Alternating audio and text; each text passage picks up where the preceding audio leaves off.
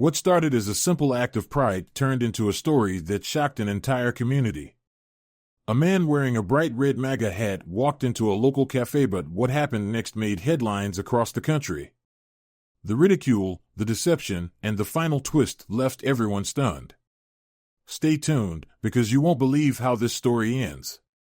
The story begins on an ordinary Tuesday morning in Maple Grove, a small, picturesque town that rarely makes the news. Nestled between rolling hills and quiet neighborhoods, Maple Grove was known for its calm streets, friendly smiles, and the occasional heated debate at the town's only cafe, the Steam House. On that morning, Thomas Granger, a 42-year-old construction worker, woke up as he always did before sunrise, coffee in hand, ready for another long day. Thomas wasn't a man of many words. He worked hard, paid his bills, and lived a quiet life. But today, something was different.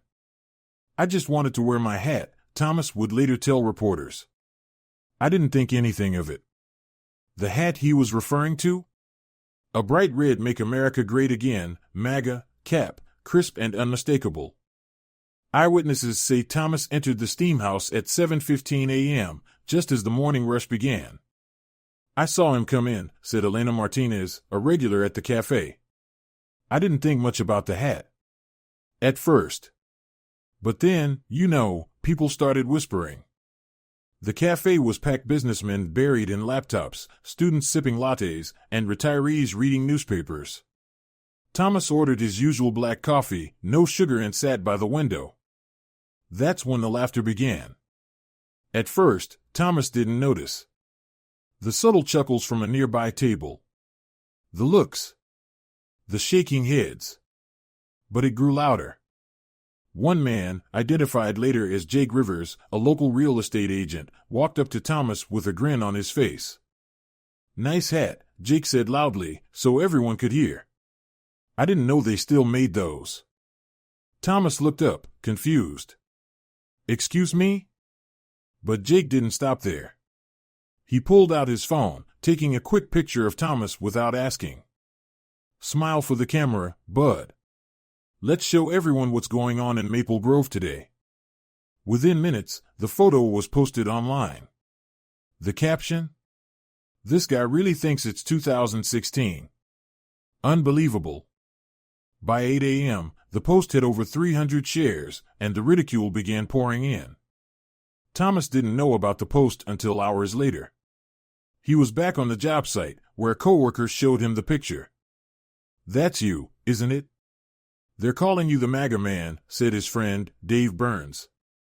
Thomas stared at the screen, his jaw tightening. The comments below the photo were harsh. "Look at this loser. I'm embarrassed for him. Does he live under a rock?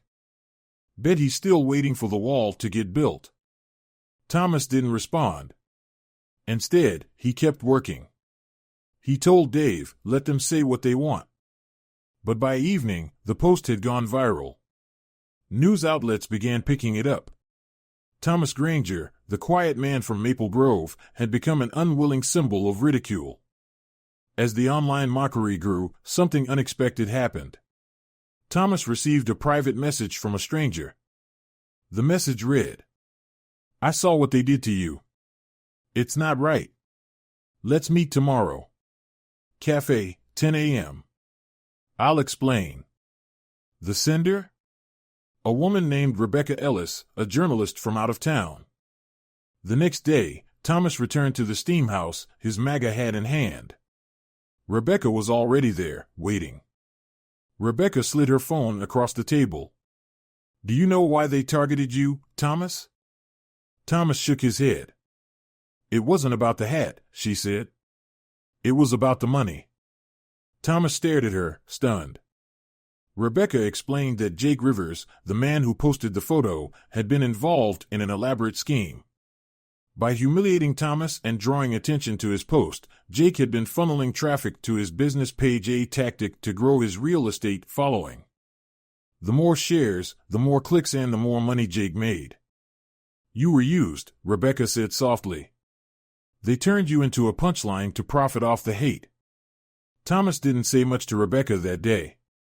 But later that week, he showed up to the steam house again. This time, he wasn't alone. With him were dozens of friends, co-workers, and even strangers who had seen the truth of the story. Thomas wore his MAGA hat proudly, surrounded by people holding signs that read, "Respect is not political. Don't profit off hate." The cafe fell silent. Jake Rivers' real estate business? It faced massive backlash. Rebecca's article exposing the scheme made headlines nationwide. And Thomas? He went back to his quiet life, the man who unknowingly sparked a conversation about integrity, respect, and how far people are willing to go for clicks.